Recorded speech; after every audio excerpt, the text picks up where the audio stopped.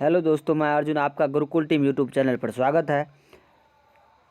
यहाँ हम लोग पीरियडिक टेबल से संबंधित कुछ महत्वपूर्ण प्रश्न पढ़ेंगे। आपको शायद पता होगा कि पिछले वर्ष जो ग्रुप डी एवं एनटीपीसी में जो सबसे अधिक प्रश्न पूछा गया था वो था पीरियडिक टेबल से। पीरियडिक टेबल से दोनों एग्ज़ाम मिला के लगभग 200 से 250 प्रश्न पूछा गया है। ये 200 से 250 प्रश्न में हम पिछले 2 वीडियो हम देख चुके हैं। अब हम पढ़ रहे हैं इसका अगला वीडियो में जो हम लोग पढ़ेंगे आज मैनलिप से संबंधित कुछ नियम। तो मैनलिप ने आप कई बार पूछा जाता है कि मैनलिप के आवर्त सारणी का आविष्कार किसने किया था। आवर्त सारणी का आविष्कार किसने किया था? तो दमित्री मैनलिप, लुईस पास्चर, मैडम क्यूरी और लेवोजियर। तो देखिए, इस प्रश्न का सही जवाब होगा दमित्री मैनलिप। लुईस पास्चर, अब पास्चुराइजेशन विधि आप पढ़े होंगे शायद। मैडम क्यूरी रेडियो एक्टिविटी से संबंधित है। चलिए चलते अगला प्रश्न की ओर। अगला प्रश्न है, मैनलिप का आवर्ती नियम किस पर आधारित है? तो देखिए, मैनलिप का आवर्ती नियम किस पर आधारित है? तो आपको बताए थे कि मोसले से पहले जो भी आया वह सब क्या था? एटॉमिक मास से संबंधित था। एटॉमिक मास मतलब परमाणु द्रव्यमान से संबंधित था। तो चलिए चलते अगला प्रश्न की ओर। अगला प्रश्न है मैनलिप के आवर्त नियम के अनुसार तत्वों को आवर्त सारणी में डैश के आधार पर व्यवस्थित किया गया। तो आप बताइए, इस तत्व को जो है किस आधार पर व्यवस्थित किया गया है? तो तत्वों को हमेशा बढ़ते हुए द्रव्यमान के आधार पर रखा है। तो चलिए, इस प्रश्न का सही ऑप्शन होगा ऑप्शन नंबर डी। चलिए चलते अगला प्रश्न की ओर। अगला प्रश्न है कि जब मैनलिप ने अपना काम शुरू किया था तब कुल तत्वों की संख्या कितनी थी? तो जब मैनलिप साहब ने 1869 ईस्वी में जब अपना यह काम शुरू किया था तो उस टाइम में कुल ज्ञात तत्वों की संख्या थी 63। चलिए चलते अगला प्रश्न की ओर। अगला प्रश्न है कि मैनलिप आवधिक सारणी, मतलब यहाँ होगा मैनलिप आवर्त सारणी में खोजे न गए तत्वों के अंतराल छोड़ा गया था, जिनमें कौन सा तत्व को बाद में आवर्त सारणी में स्थान प्राप्त हुआ? तो इसमें जो है सबसे पहले जो छोड़ा गया जगह था उसमें प्राप्त हुआ था गैलियम को। गैलियम, जर्मेनियम और सीजियम, गैलियम, जर्मेनियम और सीजियम को इसमें जगह मिला। तो यहाँ गैलियम, सिर्फ और सिर्फ गैलियम है, तो इसका सही जवाब क्या हो जाएगा? गैलियम। चलिए चलते अगला प्रश्न की ओर। अगला प्रश्न है मैनलिप के आवर्त सारणी के बाद में खोजे जाने वाले तत्वों की जगह छोड़ी गई थी, निम्नलिखित में से कौन से तत्वों को आवर्त सारणी में बाद में जगह मिली? सेम क्वेश्चन हमने आपको बताया था अभी। सीजियम नहीं था, वहाँ जर्मेनियम था। गैलियम, जर्मेनियम, यह दोनों इसका सही जवाब होगा। तो यहाँ गैलियम तो है नहीं, तो यहाँ होगा क्या? जर्मेनियम। चलिए चलते अगले प्रश्न की ओर। अगला प्रश्न है मैनलिप के आवर्त सारणी में लंब रूप स्तंभ को और क्षैतिज रूप स्तंभ को क्या कहते हैं? तो लंब रूप स्तंभ मतलब ये, और क्षैतिज रूप स्तंभ मतलब ये। तो पीरियडिक टेबल में आपने देखा होगा कि ये और ये दो भाग जो होता है, तो जो इधर जो बॉक्स है जिसकी संख्या अधिक होती है वह क्या कहलाता है? वर्ग। जिसकी संख्या अधिक होती है उसको हम क्या कहते हैं? वर्ग। और जिसका संख्या कम होता है वह क्या होता है? आवर्त। एक ट्रिक टाइप में समझिए। मान लेते हैं कि हमको एक घर बनाना है। तो घर बनाना है तो ये देखिए, आप यहाँ शब्द यहाँ वो और ग है, तो मतलब एक देखने में लग रहा है ये छोटा शब्द है, तो छोटा मान, इसको छोटा ईंट हम मान लिए। यह बड़ा है तो इसको हम बड़ा ईंट मान लिए। तो एक घर बनाना है तो हमको छोटे ईंटों की संख्या क्या होगी? अधिक होगी, और बड़े ईंटों की संख्या क्या होगी? कम लगेंगे। तो छोटे ईंटों की संख्या कम लगेंगे, बड़े ईंटों की संख्या कम लगेंगे और छोटे ईंटों की संख्या अधिक लगेंगे। तो इसकी संख्या, वर्ग की संख्या 18 और आवर्त की संख्या 7। लेकिन ध्यान रखिएगा कि वर्ग जो होता है ना, वर्ग क्या होता है? क्षैतिज वाला। वर्ग जो है वह क्षैतिज वाला होता है। वर्ग होता है ऊर्ध्वाधर वाला। वर्ग है ये वर्ग है, लेकिन ये क्षैतिज वाला क्या होता है? क्षैतिज वाला आवर्त होता है। तो वर्ग को हम समूह भी कहते हैं। तो चलिए इस प्रश्न का सही जवाब होगा, कह रहा है लंब रूप स्तंभ को, तो लंब रूप स्तंभ मतलब ये वाला, तो लंब रूप स्तंभ को हम क्या कहते हैं, वर्ग, वर्ग का दूसरा नाम है समूह। और क्षैतिज रूप स्तंभ मतलब ये, तो इसको हम क्या कहते हैं, आवर्त। तो इस प्रश्न का सही जवाब होगा ऑप्शन नंबर बी। चलिए चलते अगले प्रश्न की ओर। अगला प्रश्न है, मैनलिफ के आवर्त सारणी में क्षैतिज स्तंभ को कहा जाता है। मैनलिफ के आवर्त सारणी में क्षैतिज स्तंभ को कहा जाता है। क्षैतिज मतलब ये, आपने आवर्त सारणी में देखा इसकी संख्या केवल कितना है, 7। तो आवर्त सारणी में आवर्तों की संख्या है 7, जो क्या होता है, क्षैतिज होता है। चलिए चलते अगले प्रश्न की ओर।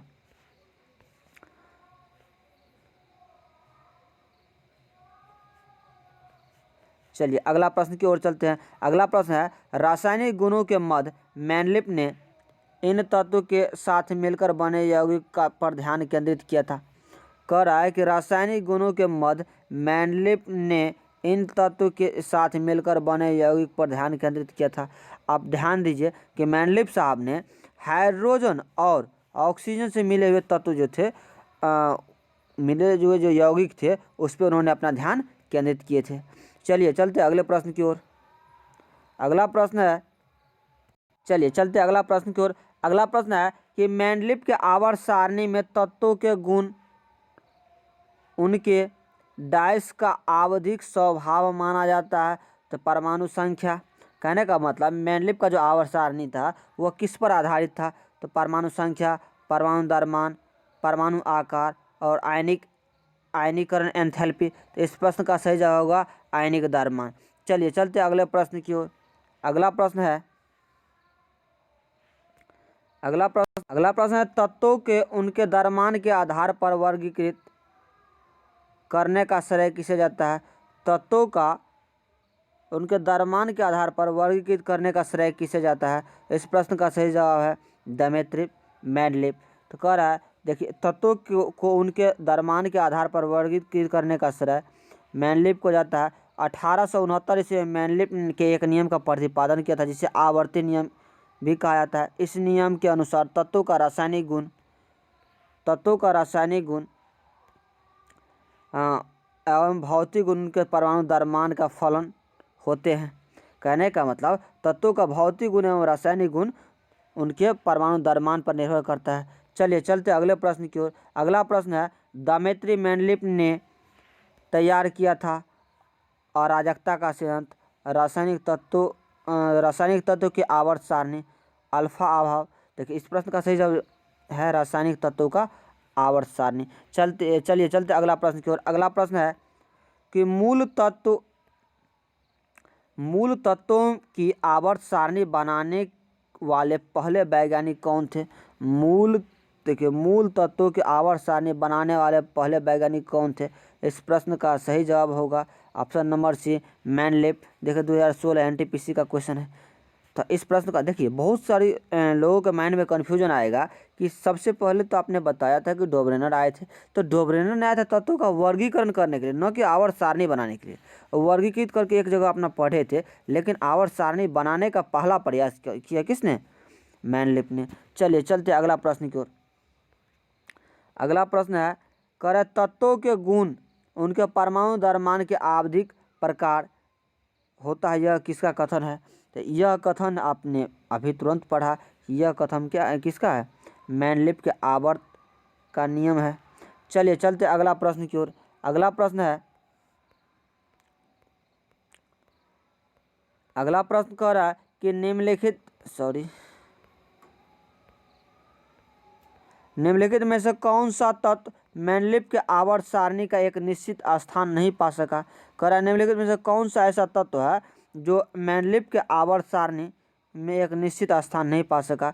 तो इस प्रश्न का सही जवाब होगा हाइड्रोजन। हाइड्रोजन जो है उसको एक निश्चित स्थान नहीं दे पाया, कौन, मैनलिफ साहब ने। देखिए यहाँ बता देते हैं कि मैनलिफ के आवर्त सारणी में हाइड्रोजन को प्रथम समूह मतलब एक में रखा गया, जिसे क्षार धातु कहा जाता है। उनके समान धन विद्युत गुण के कारण सप्त समूह में हैलोजन के साथ समान ऋण विद्युतीय गुण के कारण 2 स्थान पर रख दिया गया। कहने का मतलब हाइड्रोजन का जगह जो है ना, ये क्लियर नहीं कर पाए। हाइड्रोजन को पहला में भी रख दिया था और 7वां में भी रख दिया था। हाइड्रोजन को पहला में भी रख दिया था और 7वां में भी रख दिया था, जो आगे जाके क्या हुआ, गलती हुआ। चलिए चलते अगला प्रश्न। अगला प्रश्न है, कह रहा है मेंडलीव के आवर्त सारणी में तालिका डैश निकल से पहले दिखाई देता है, निकेल से पहले कौन दिखता है? तो इस प्रश्न का सही जवाब होगा ऑप्शन नंबर सी, निकेल से पहले कौन दिखता है, कोबाल्ट। आपने पिछले वीडियो में देखा होगा, फेकोनी, ferrous cobalt nickel, ferrous cobalt और निकेल। तो निकेल से पहले क्या होता है, कोबाल्ट आता है। चलिए चलते अगला प्रश्न की ओर। अगला प्रश्न है, डाइस के अनुसार तत्वों का गुणधर्म उनके परमाणु भार के आवर्ती फलन होते हैं। तो यह भी इसका सही जवाब होगा मेंडलीव के आवर्ती नियम के अनुसार। चलिए चलते अगला प्रश्न की ओर। अगला प्रश्न है, निम्नलिखित में से किसके द्वारा किया गया तत्व का वर्गीकरण नए तत्व की खोज की ओर प्रेरित करता है? तो इसका सही जवाब होगा मेंडलीव, क्योंकि आपको पता है मेंडलीव साहब ने जब तत्व का खोज आवर्त सारणी जब बना रहे थे, उस टाइम में कुल ज्ञात तत्वों की संख्या 63 थी, लेकिन उन्होंने कुछ तत्वों के लिए खाली जगह छोड़ के रखा जो भविष्य में होने वाले तत्वों के खोज को प्रेरित करता है। चलिए चलते अगला प्रश्न की ओर। अगला प्रश्न है, अगला प्रश्न, चलिए क्वेश्चन कर रहा है कि मेंडलीव के आवर्त सारणी में ऊर्ध्वाधर कॉलम को कहा जाता है। सबसे पहले ध्यान रखिए, ऊर्ध्वाधर का मतलब ये न कि, देखिए ऊर्ध्वाधर का मतलब होता है ये वाला, और क्षैतिज का मतलब होता है ये वाला। तो आपसे पूछा इसका, तो ये जो कॉलम होता है ये, इसको हम लोग क्या कहते हैं पीरियोडिक टेबल में, तो ऊर्ध्वाधर को हम लोग क्या कहते हैं, कॉलम। कॉलम जिसको हम कहते हैं कि समूह कहते हैं। चलिए चलते अगले प्रश्न की ओर।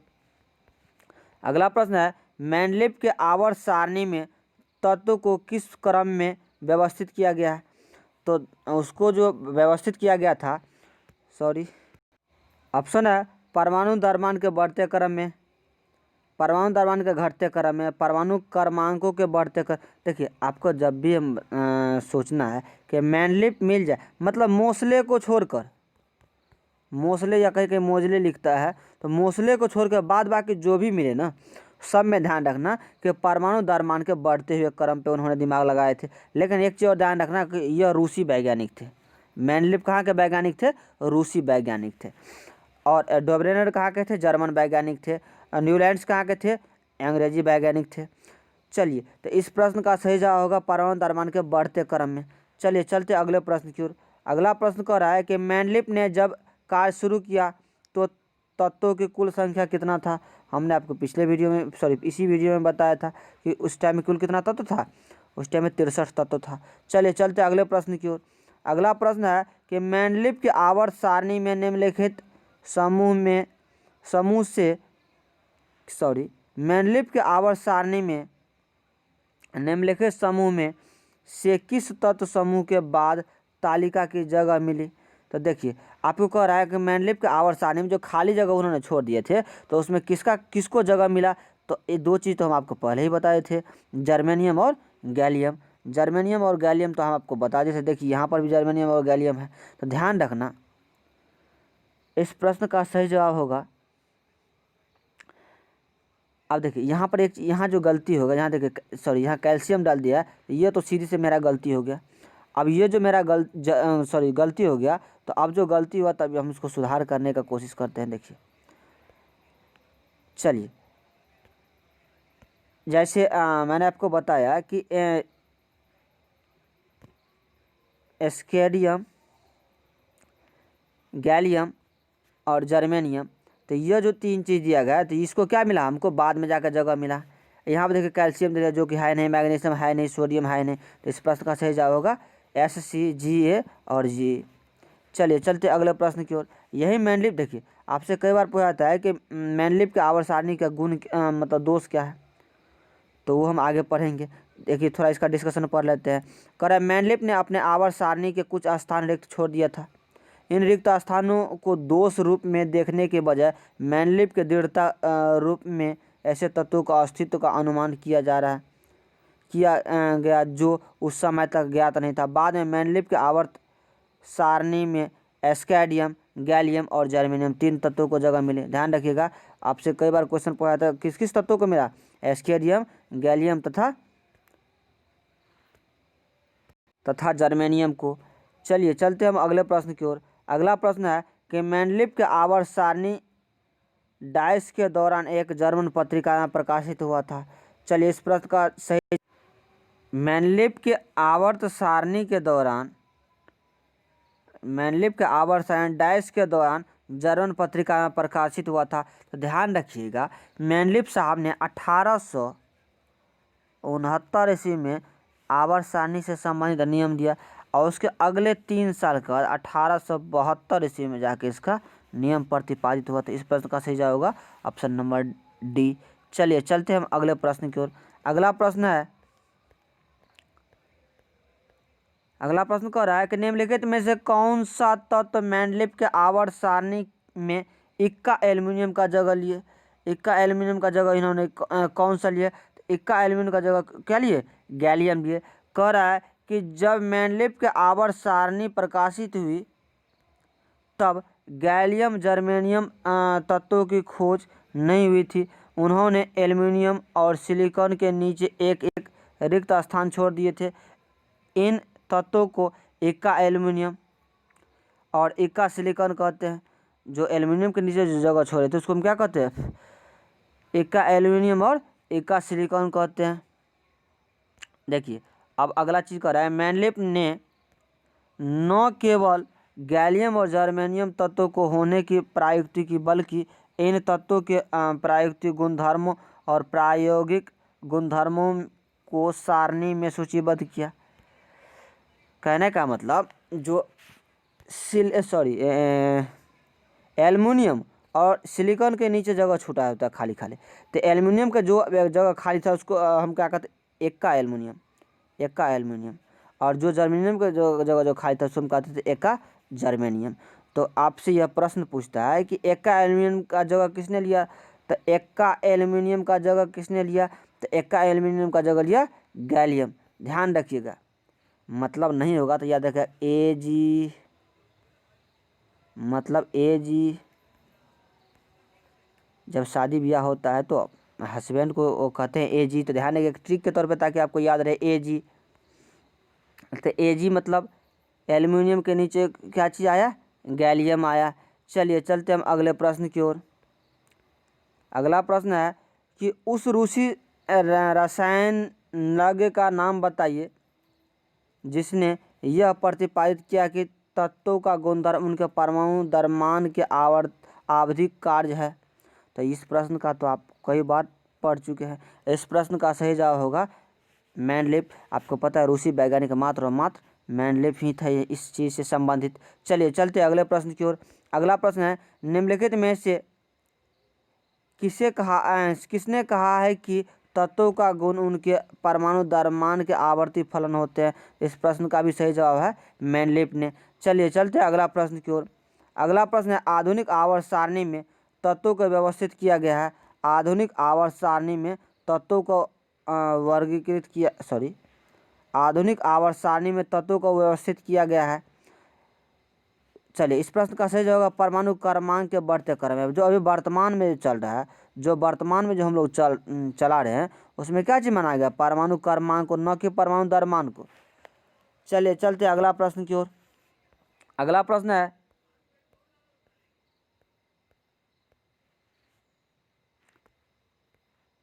अगला प्रश्न कह रहा है कि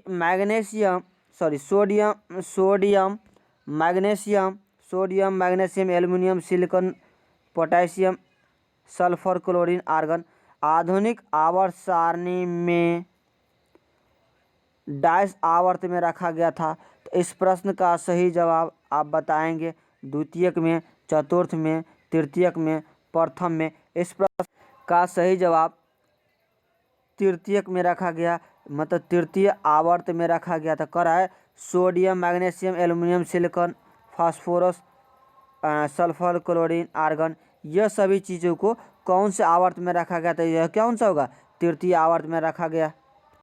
जैसे कि आप सभी लोग को पता है कि जो प्रथम आवर्त होता है, चलिए इसको हम थोड़ा हटा के देख लेते हैं। प्रथम आवर्त जो होता है, जैसे प्रथम आवर्त में क्या होता है, प्रथम आवर्त के प्रथम वर्ग होता है हाइड्रोजन, दूसरा क्या होता है लिथियम, तीसरा क्या होता है सोडियम, और द्वितीय वर्ग में होता है, दूसरे में क्या होता है यहाँ मैग्नीशियम होता है। तो ये देखिए यहाँ आप गौर से देखिएगा, आपको पकड़ने का एक साधारण सा ट्रिक है कि ये देखिए यहाँ पहला आवर्त, ये हो गया दूसरा आवर्त, ये हो गया तीसरा आवर्त। तो तीसरा आवर्त में देखिए सोडियम भी है, मैग्नीशियम भी है, और आगे जो भी सभी है वो किस आवर्त में, तीसरे आवर्त में। तो इस प्रश्न का सही जवाब होगा तृतीय आवर्त। चलिए देखिए दोस्तों, आप सभी लोगों को यदि वीडियो पसंद आता है तो इस चैनल को लाइक एवं सब्सक्राइब कीजिए। हम अगले टॉपिक पढ़ेंगे मोसले के आवर्त सारणी, जिसको हम लोग कहते हैं आधुनिक आवर्त सारणी। धन्यवाद दोस्तों।